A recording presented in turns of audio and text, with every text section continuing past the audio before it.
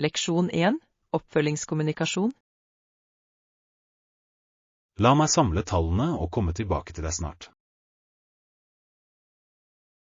Høres bra ut. Jeg setter pris på at du tar deg tid til det. Selvfølgelig. Jeg ønsker å sikre at vi tar den best mulige avgjørelsen. Det er en smart tilnærming. Å ha all informasjon hjelper mye. Til slutt vil jeg gjerne vite om du trenger noe mer fra meg. Ja, hvis du kunne sjekke tidslinjene for levering, ville det vært nyttig. Absolutt. Jeg skal sørge for å inkludere det i min oppfølging. Takk. Jeg føler meg tryggere med all denne informasjonen. Jeg er glad for å høre det. La oss sørge for at vi er godt forberedt. Leksjon 2. Kystkultur. Det er fiskevær rundt hele kysten. Det er ganske pittoresk. Det høres vakkert ut. Jeg elsker sjarmen til kystsamfunn. Ja, oppdrett er også viktig i regionen, spesielt for den lokale økonomien.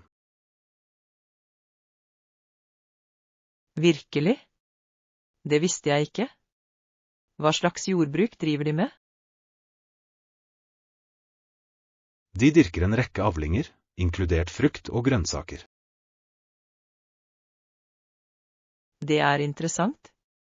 Jeg vedder på at de lokale markedene er livlige og fargerike. Absolutt. Ferske råvarer fra området er et stort trekkplaster for besøkende. Det høres ut som et fantastisk sted å oppleve lokal kultur. Det er det virkelig. Du kan lære så mye om samfunnet der. Leksjon 3. Naturens innflytelse. Det er et godt poeng. Naturinspirerte elementer kan gi en følelse av ro til ethvert rom. Jeg er helt enig. Å bringe utendørs inne kan være så beroligende. Ja, og det skaper en tilknytning til naturen som mange mennesker har lyst på. Nøyaktig. Planter og naturlige materialer kan virkelig forvandle et rom. Har du prøvd å inkludere noen naturlige elementer i hjemmet ditt? Ja. Jeg har noen få planter som virkelig liver opp stuen min. Det er fantastisk.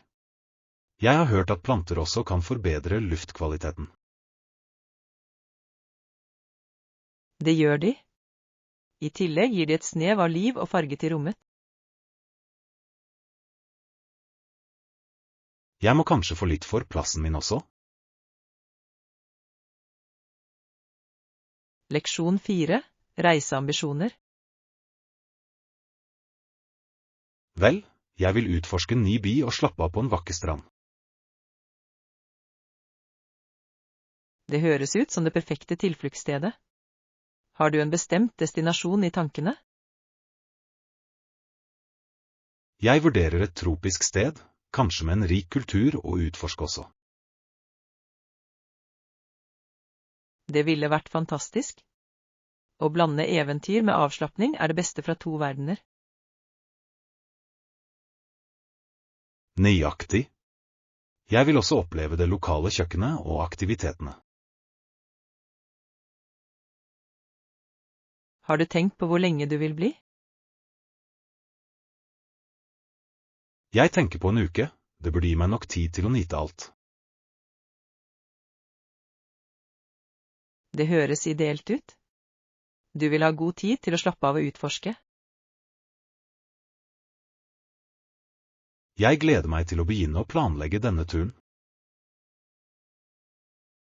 Leksjon 5. Måenturer. Den parken høres perfekt ut for måenturer. Jeg liker virkelig å starte dagen utendørs. Absolutt. Den friske luften og naturen kan virkelig sette en positiv tone for dagen. Jeg er enig. Bør vi gå sammen en gang? Ja, det vil jeg gjerne. Det ville gjøre opplevelsen enda morsommere. Kanskje vi kan utforske forskjellige veier hver gang vi går. Det høres ut som en morsom idé. Det holder ting interessant. I tillegg kan vi motivere hverandre til å holde fast ved det. Nøyaktig. Å ha en turkamerat gjør hele forskjellen. La oss planlegge for tidlig neste uke da. Leksjon 6. Komme seg rundt. For å nå monumentet kan du ta en taxi eller bruke offentlig transport. Det høres praktisk ut. Er offentlig transport lett å navigere? Ja, det er ganske enkelt å bruke, spesielt med skilt på engelsk. Det er godt å vite. Jeg føler meg mer komfortabel med å bruke den nå. I tillegg er det en fin måte å se mer av byen mens du reiser. Jeg er enig. Jeg elsker å observere den lokale livsstilen under pendling. Nøyaktig. Det legger til den generelle opplevelsen av å besøke et nytt sted. Bør vi slå opp de beste rutene før vi går? Definitivt. Planlegging fremover kan spare oss for tid og stress. Leksjon 7. Værsjekk. Definitivt. Har du forresten sjekket været for i morgen ennå? Nei, jeg har ikke hatt en sjanse. Skal det regne? Jeg har hørt at det kan være noen byger, så det er greit å sjekke. Det ville vært nyttig informasjon. Vi må kanskje justere planene våre. Nøyaktig. Det er alltid bedre å være forberedt på skiftende vær. Skal vi pakke paraplyer for sikkerhets skyld? Ja, jeg synes det er en smart idé. Bedre trikt enn beklager. Avtalt. Jeg skal sørge for å ta med meg. Stor. La oss imidlertid håpe på klar himmel. Leksjon 8. Sykehusbesøk. Jeg skal en tur til sykehuset i morgen. Jeg må få ut mandlene mine. Å nei. Det høres litt skremmende ut. Er du nervøs? Litt, men jeg vet at det er en vanlig prosedyre. Det er sant. Mange mennesker har gjort det uten problemer. Nøyaktig. Jeg vil bare sørge for at alt går på skinner. Jeg forstår. Har du noen til å ta deg? Ja, familien min vil være der for å støtte meg. Det er flott. Å ha støtte gjør en stor forskjell. Jeg håper å være tilbake på beina snart. Leksjon 9. Billetter til offentlig seremoni. Meningen var små billetter. Disse billettene ble gitt til personer som deltok på en offentlig seremoni. Det er interessant. Hva slags seremoni var det? Det var en feiring av samfunnsprestasjoner og milepæler. Det høres meningsfullt ut. Hadde alle mulighet til å delta? Ja, billettene tillot folk å delta og nyte festlighetene. Jeg elsker slike arrangementer. De bringer virkelig folk sammen. Nøyaktig. Det fremmer en følelse av fellesskap og stolthet. Var det noen spesielle aktiviteter eller forestillinger? Ja, det var taler, musikk og til og med noen lokale matboder. Leksjon 10. Neglebitevane. Jeg vet ikke om broren min noen gang vil slutte å bite negler. Det kan være en vanskelig vane å bryte. Vil han slutte? Det gjør han, men det ser ut til at han sliter med det hvert år. Jeg kan tenke meg. Det er ofte lettere sagt enn gjort. Hver januar har han tenkt å slutte, men det varer aldri lenge. Det er interessant hvordan vaner kan være så vedvarende. Ja, og noen ganger krever det mer enn viljestyrke for å endre seg. Kanskje han kunne prøve noen teknikker for å hjelpe ham å slutte? Det er en god idé. Positiv forsterkning kan fungere for ham. Leksjon 11. Ny ovnskjøp. Vel, jeg kjøpte nylig en ny ovn fra et merke kjent for sin effektivitet. Det er spennende. Hvilke funksjoner har den? Den har et selvrensende alternativ og ulike tilberedningsmoduser. Det er flotte funksjoner. Det må gjøre matlagingen enklere. Ja, og den varmes raskt opp, noe som er en enorm tidsbesparelse. Jeg kan se hvorfor du valgte det merket. Effektivitet er nøkkelen på kjøkkenet. Nøyaktig. Jeg vil bruke mindre tid på matlaging og mer tid på å nyte måltider. Har du prøvd noen nye oppskrifter med den ennå? Ikke ennå, men jeg gleder meg til å eksperimentere snart. Leksjon 12. Samfunnsengasjement. I løpet av de siste 20 årene har vi virkelig vært i samfunnet fra begynnelsen. Det er imponerende. Det viser et sterkt engasjement for lokal utvikling. Absolutt. Men hadde vi vært klare for utfordringene underveis? Det er et godt spørsmål. Det er ofte mye mer komplisert enn det ser ut til. Ja, uttrykket «alt for enkelt» fanger ofte ikke virkeligheten. Nøyaktig. Fellesarbeid krever mye dedikasjon og tilpasningsevne. Har du sett noen spesifikke endringer i samfunnet i løpet av den tiden? Ja, mange forbedringer er gjort, men det gjenstår utfordringer. Det er en kontinuerlig reise, er det ikke? Leksjon 13. Jobbkrav.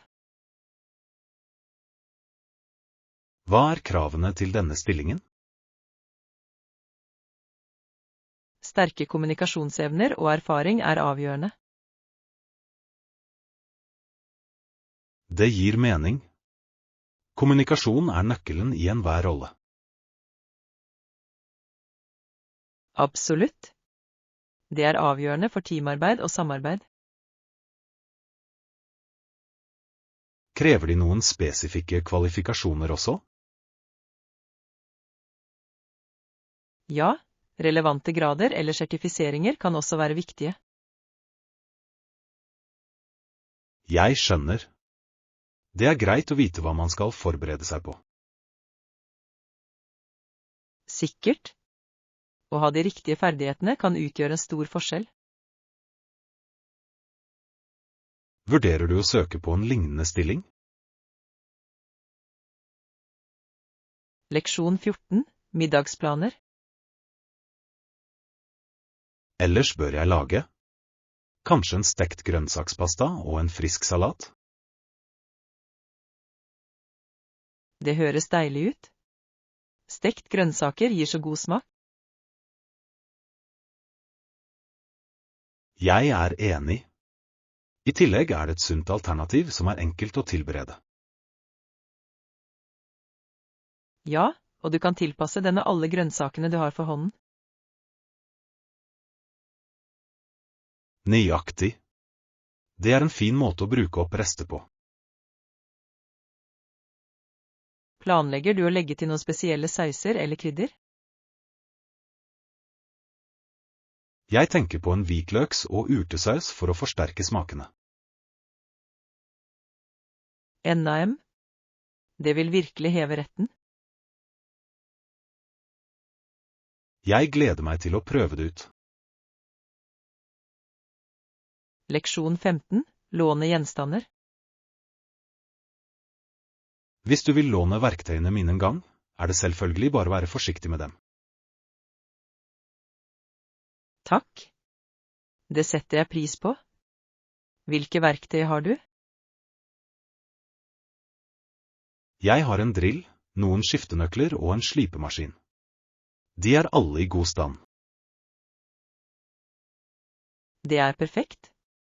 Jeg kan bruke en drill for noen hjemmeprosjekter jeg har i tankene. Bare husk å returnere dem i samme stand, takk. Absolutt. Jeg skal ta godt vare på dem.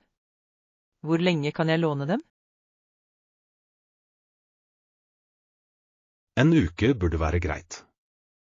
Hvis du trenger mer tid, bare gi meg beskjed. Høres bra ut. Jeg skal sørge for å fullføre prosjektene mine raskt. Jeg gleder meg til å se hva du lager. Leksjon 16. Helsefokus. Hei, hvordan har du det?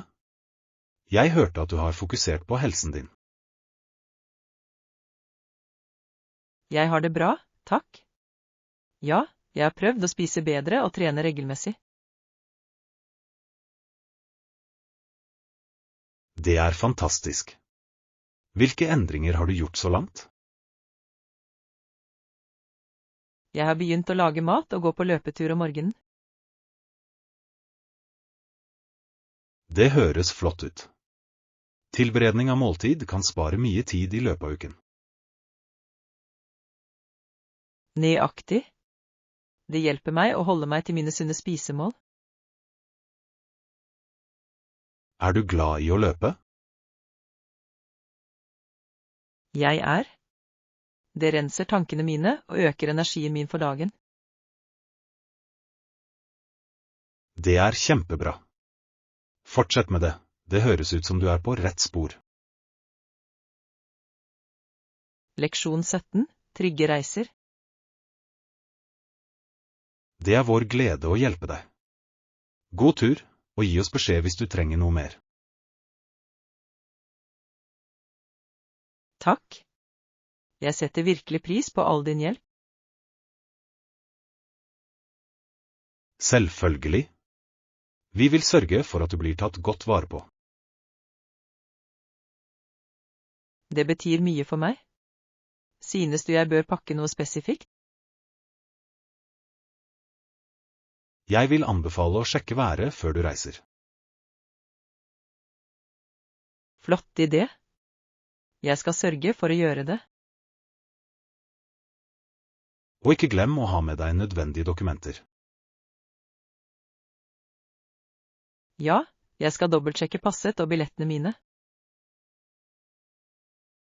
Perfekt. Trygg reise, og jeg gleder meg til å høre om turen din. Leksjon 18. Markedsundersøkelser. Absolutt. Vi bør gjennomføre markedsundersøkelser for å få en bedre forståelse av kundenes behov. Det er et smart trekk. Hvilke spesifikke områder bør vi fokusere på? Jeg synes vi bør se nærmere på kundenes preferanser og kjøpsvaner. Ja, å forstå publikummet vårt vil hjelpe oss med å lage bedre produkter. Nøyaktig. Det er viktig å vite hva de verdsetter mest. Skal vi sende ut spørreundersøkelser eller gjennomføre intervjuer? En kombinasjon av begge kan gi et helhetlig bilde. Det høres ut som en solid plan. La oss begynne å utarbeide noen spørsmål. Jeg er spent på å se hvilken innsikt vi kan samle. Leksjon 19. Reiseplanlegging. Hei, har du tenkt på å planlegge en tur nylig? Ja, jeg har hatt lyst til å utforske nye steder. Det høres spennende ut. Har du en destinasjon i tankene? Jeg vurderer noen alternativer, kanskje et tropisk sted. Tropical høres fantastisk ut. Hva appellerer til deg med disse stedene? Jeg elsker strendene og muligheten til å oppleve forskjellige kulturer. Det er en god grunn. Har du reist mye til tropiske steder før? Ikke så mye som jeg ønsker, så dette ville vært et flott eventyr. La oss se på noen alternativer sammen. Leksjon 20. Kontorkrav. Jeg har litt informasjon som folkene på kontoret trenger. Det er godt å høre. Hva krever de? Du må besøke et kontor en gang for å samle alle nødvendige detaljer. Det gir mening. Det er ofte lettere å få informasjon personlig. Nøyaktig. Møter ansikt til ansikt kan avklare mange ting raskt. Bør jeg forberede noe til besøket? Ja, ta med en liste med spørsmål for å sikre at du dekker alt. Jeg vil. Det høres ut som et produktivt møte fremover. Definitivt. Jeg er sikker på at du vil samle all nødvendig informasjon. Leksjon 21. Karrierepreferanser. Hva er din preferanse for din karriere? Jeg er åpen for ulike bransjer, men jeg har noen favoritter i tankene. Det er en flott tilnærming. Hvilke bransjer vurderer du? Jeg er spesielt interessert i teknologi og helsevesen.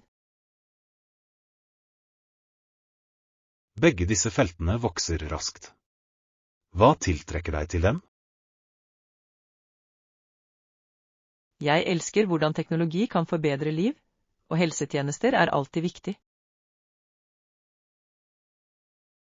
Absolutt.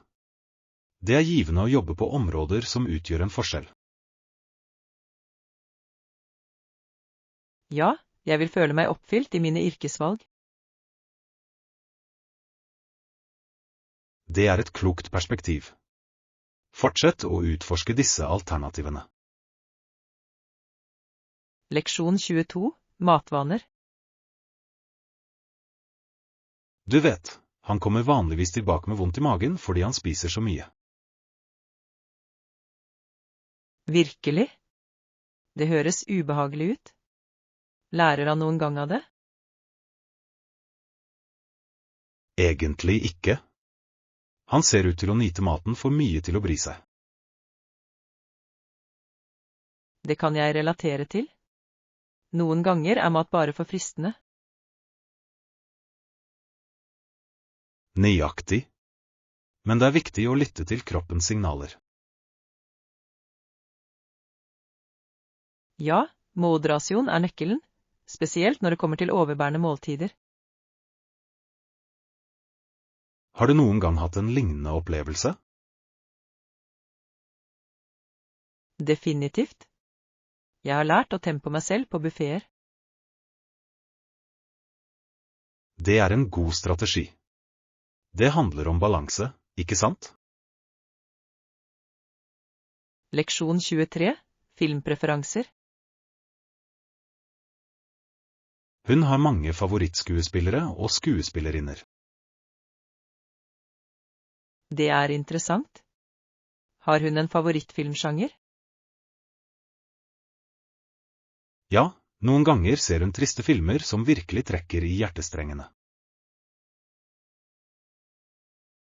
Jeg kan se hvorfor. Emosjonelle filmer kan være så virkningsfulle. Absolutt. De fører ofte til dype samtaler etterpå. Liker du å se triste filmer også? Noen ganger, men jeg foretrekker komedier for å lette stemningen. Det er rettferdig. En god blanding av sjangere holder ting interessant.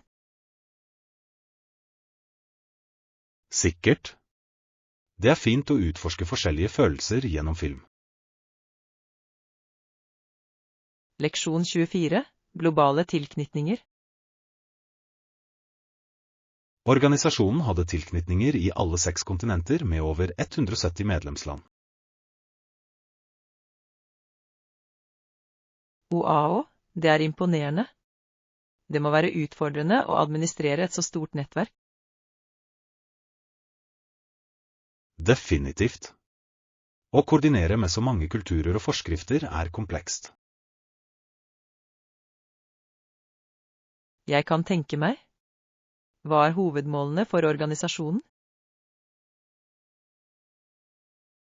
De fokuserer på å fremme internasjonalt samarbeid og utvikling. Det er en edel sak. Det er viktig å samarbeide globalt. Ja, og det krever forståelse og respekt for ulike perspektiver. Nøyaktig. Samarbeid er nøkkelen til å løse globale utfordringer. Jeg er spent på å se hvordan de fortsetter å vokse og tilpasse seg i fremtiden. Leksjon 25. Eventyr venter. På eventyr med en gang høres perfekt ut. Jeg kunne ikke vært mer enig i å utforske nye steder. Absolutt. Det er noe spennende med å oppdage det ukjente. Har du tenkt på hvor du vil dra først? Jeg lener meg mot fjellene. Jeg elsker fotturer og frisk luft. Det høres fantastisk ut. Utsikten må være fantastisk der oppe. Ja, og jeg liker utfordringen med en god fottur. Hva med deg? Jeg har alltid ønsket å utforske en pulserende by fylt med kultur og historie. Det ville vært gøy. Energien i byer kan være så inspirerende. Nøyaktig. La oss planlegge eventyrene våre sammen. Det kan bli veldig gøy. Leksjon 26. Musikalske valg. Hva med å lære å spille saksofon? Det høres veldig gøy ut. Eller kanskje du foretrekker et strengeinstrument som en fiolin eller en cello? Jeg har alltid beundret dybden av lyden fra en cello. Cello har en vakker, rik tone. Det kan virkelig vekke sterke følelser. Nøyaktig. Men saksofonen har en så livlig, optimistisk stemning. Ekte. Det er flott for jazz og gir mye energi til musikken. Hvilken tror du er lettere å begynne med? Jeg vil si at saksofonen kan være mer tilgjengelig for nybegynnere. Godt poeng. Kanskje jeg burde prøve det først. Leksjon 27. Tidlig kommunikasjon. Jeg er enig. La oss være tidlige og inkludere spesifikke datoer for bedre klarhet. Det er en god idé. Det hjelper alle å holde seg på samme side. Nøyaktig. Det unngår enhver forvirring om tidslinjer og forventninger. Skal vi lage en e-post som beskriver alt? Ja, la oss sørge for å fremheve nøkkeldatoene, oppgavene. Jeg tar meg av det.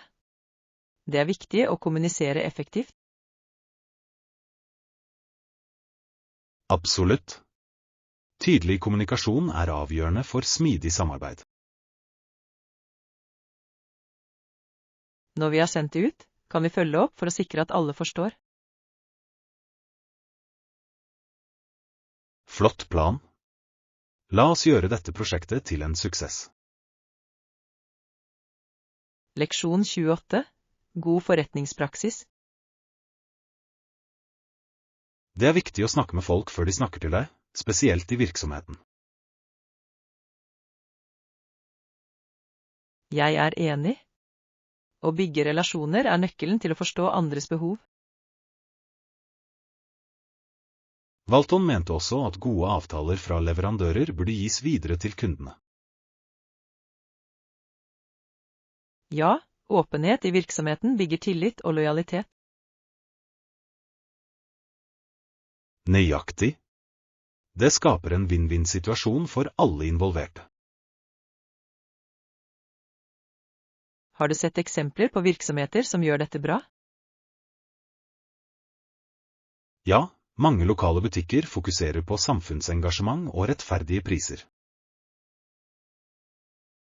Det er oppmuntrende. Det viser at etisk praksis kan føre til suksess. Sikkert.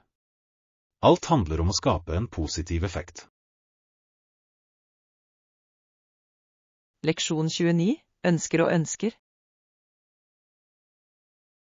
Disse ønskene er interessante fordi jeg ikke vil kaste dem bort. Ja, det er viktig å få mest mulig ut av det vi har. Jeg tror ikke jeg ville ha millioner av dollar hvis det betydde å miste verdiene mine. Det er et klokt perspektiv. Rikdom bør følge med ansvar. Nøyaktig. Jeg foretrekker å ha nok til å leve komfortabelt og hjelpe andre. Jeg føler det på samme måte. Det handler om å skape balanse i livet. Ja, og fokus på opplevelser i stedet for materielle ting er nøkkelen. Absolutt. Minner varer lenger enn eiendeler. La oss beholde den tankegangen mens vi forfølger våre mål. Leksjon 30. Matinnovasjoner. Middag eller en iskrem kan bare dukke ut av en maskin. Det høres futuristisk ut. Tenk hvor praktisk det ville vært.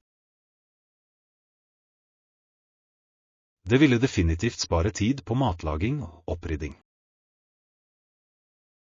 Ja, men ville det smake like godt som hjemmelagde måltider? Det er det store spørsmålet. Ferske råvarer utgjør vanligvis en stor forskjell. Ekte? Jeg tror det er noe spesielt med lagemat selv. Jeg er enig. Matlaging kan være en kreativ og hyggelig prosess. Det er også en måte å få kontakt med andre når du deler måltider. Nøyaktig. La oss sette pris på kunsten å lage mat mens vi nyter moderne bekvemmeligheter. Leksjon 31. Fleksibelt lederskap. Avslutningsvis er en fleksibel tilnærming til lederskap avgjørende i dagens verden.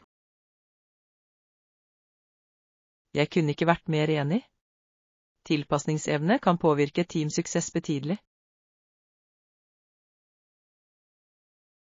Ja, ledere må svare på endringer og utfordringer effektivt. Har du sett vellykkede eksempler på fleksibelt lederskap? Absolutt. Selskaper som omfavner endring har en tendens til å trives i tøffe tider. Det er imponerende hvordan noen ledere fremmer innovasjon gjennom fleksibilitet. Nøyaktig. Å oppmuntre teaminnspill kan føre til bedre løsninger. Det er et godt poeng. Samarbeid er nøkkelen i enhver lederrolle. La oss ha disse prinsippene i bakhodet når vi utvikler våre egne lederegenskaper. Leksjon 32. Møte nye mennesker. Det er flott å høre. Har du møtt alle på kontoret? Ikke ennå, men jeg har møtt noen kollegaer allerede. Det er en god start. Det kan ta tid å bli kjent med alle. Ja, jeg ser frem til å komme i kontakt med flere mennesker.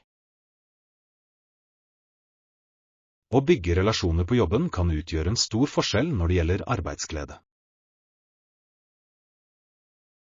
Absolutt. Det er fint å ha venner på arbeidsplassen. Har du funnet noen med lignende interesser? Ja, et par av dem liker fotturer og utendørsaktiviteter, akkurat som meg. Det er fantastisk. Kanskje dere kan planlegge noen utflukter sammen. Leksjon 33. Business Essentials. Aktivitetene som er involvert for å skape og selge et produkt eller en tjeneste, er fascinerende. Ja, det er det virkelig. Hva mener du er de viktigste funksjonsområdene i virksomheten? Jeg vil si markedsføring og salg er avgjørende for å få produkt ut der. Definitivt. Men produksjon og kundeservice er like viktig. Nøyaktig. Hvert område må samarbeide for generell suksess. Har du selv vært involvert i noen av disse områdene? Ja, jeg har gjort noe markedsføringsarbeid, og det er veldig givende. Det er flott. Å forstå alle aspekter kan virkelig forbedre ferdighetene dine. Sikkert. Det er en kontinuerlig læringsprosess i næringslivet. Leksjon 34. Kollektivtransport. Stor. Hvor ofte går bussene i dette området? De kjører vanligvis hvert 15 minutt i rushtiden. Det er ganske praktisk. Det gjør det mye lettere å komme seg rundt. Ja, og det bidrar til å redusere ventetiden, noe som alltid er et pluss. Synes du offentlig transport er pålitelig her? Mesteparten av tiden, ja. Det er vanligvis etter planen. Det er godt å vite. Jeg foretrekker å bruke offentlig transport når jeg kan. Samme her. Det er miljøvennlig, ofte mindre stressende enn å kjøre bil. Nøyaktig. La oss planlegge turene våre ved hjelp av bussystemet da. Leksjon 35. Mellombarnsperspektiv. Jeg tror jeg liker å være mellom barnet. Jeg kan relatere til min eldre søster og min yngre bror. Det er interessant. Å være i midten gir deg ofte et unikt perspektiv. Nøyaktig. Jeg får se begge sider av ting, noe som hjelper meg å mekle konflikter. Det høres verdifullt ut. Synes du det er lettere å forstå deres synspunkter? Ja, definitivt. Jeg kan føle med min søsters ansvar og min brors bekymringsløse holdning. Det må imidlertid være en balansegang. Hvordan klarer du det? Jeg prøver å lytte til dem begge og gi råd når det trengs. Det er en moden tilnærming. Å være mellom barn ser ut til å ha sine fordeler. Det gjør det virkelig. Jeg setter pris på rollen jeg spiller i familiedynamikken vår.